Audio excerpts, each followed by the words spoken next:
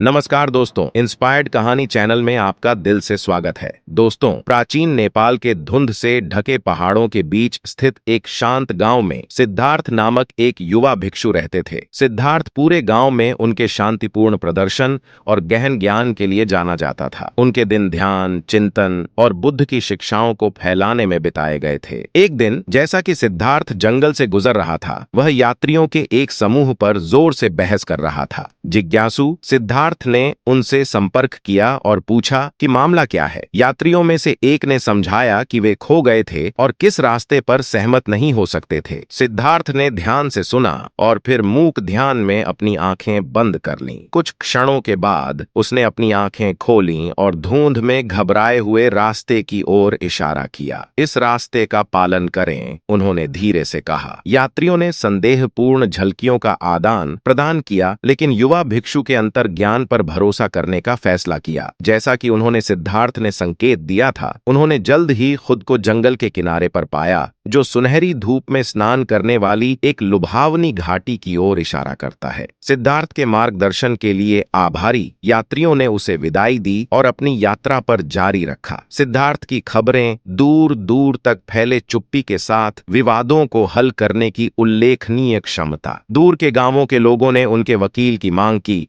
उनकी समस्याओं का समाधान खोजने की उम्मीद की। सिद्धार्थ ने उन सभी का खुले हाथों से स्वागत किया, जिससे उन्हें अपने मूक ज्ञान का उपहार दिया गया। एक दिन राजेश नाम के एक अमीर व्यापारी ने एक परेशान अभिव्यक्ति के साथ सिद्धार्थ से संपर्क किया। मैं आपके मार्गदर्शन की तलाश करता हूं, बुद्धिमान भिक्षु, राजेश ने कहा। मेरा व्यवसाय विफल हो रहा है और मुझे डर है कि मैं सब कुछ खो दूंगा। सिद्धार्थ ने चुपचाप सुना, क्योंकि राजेश ने अपने संघर्ष और चिंताओं का विवरण देते हुए अपना दिल निकाला। जब राजेश ने बोलना समाप्त किया, तो सिद्धार्थ ने अपनी आंखें बंद कर लीं और गहरे ध्यान में प्रवेश किया। मिनट बीत गए और राजेश अधीर हो गए। सोच रहे थे कि क्या सिद्धार्थ ने उन्हें बिल्कुल सुना था। जिस तरह राजेश फिर से बोलने वाले थे, सिद्धार्थ ने अपनी आंखें खोलीं और धीरे से मुस्कुराया। अपनी सभी संपत्ति बेचें और जरूरतमंद लोगों को आय दें, उन्होंने कहा। सिद्धार्थ के सुझाव से राजेश को अचंभित कर दिया गया। लेकिन यह मेरे वित्तीय संकटों को कैसे हल करेगा, उसने पूछा। हैरान हो गया। सिद्धार्थ शांत रहे। सच्ची धन भौतिक संपत्ति में नहीं, बल्कि दूसरों की खुशी और भलाई में है। उदारता से देकर आप उन लोगों के आशीर्वाद में बहुतायत पाएंगे जो आप मदद करते हैं। हालांकि अनिश्चित, राजेश ने सिद्धार्थ की बुद्धि पर भरोसा किया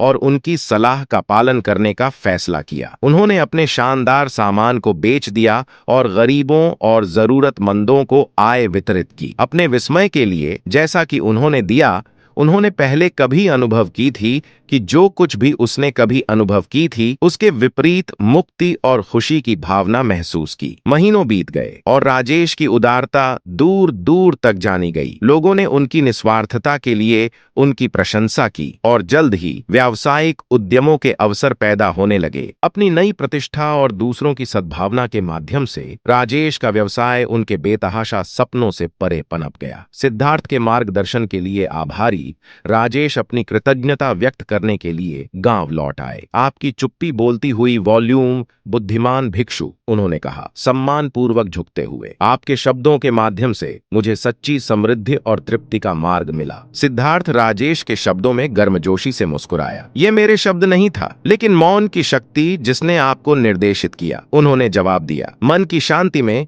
कोई भी सत्य की फुसफुसाहट सुन सकता है और उन उत्तरों को ढूंढ सकता है जो भीतर झूठ बोलते हैं। उस दिन से आगे सिद्धार्थ की प्रतिष्ठा मूक ज्ञान के मास्टर के रूप में और भी अधिक हो गई। लोगों ने उनकी शिक्षाओं की गहन सादगी और उनकी उपस्थिति की परिवर्तनकारी शक्ति पर ध्यान दिया, और यद्यपि वह कुछ शब्द बोलते थे, उन लोगों के दिलों और दिमागों पर उनका प्रभाव जो उनके सामने आया था, यह असीम था। जैसे ही सूरज पहाड़ों के पीछे स्थित था, नीचे गांव पर एक सुनहरी चमक लगाते हुए सिद्धार्थ ने अपना मूक ध्यान जारी रखा। सभी के लिए शांति और ज्ञान का एक बीकन, जिसने ज्ञान और करुणा का मार्ग मांगा।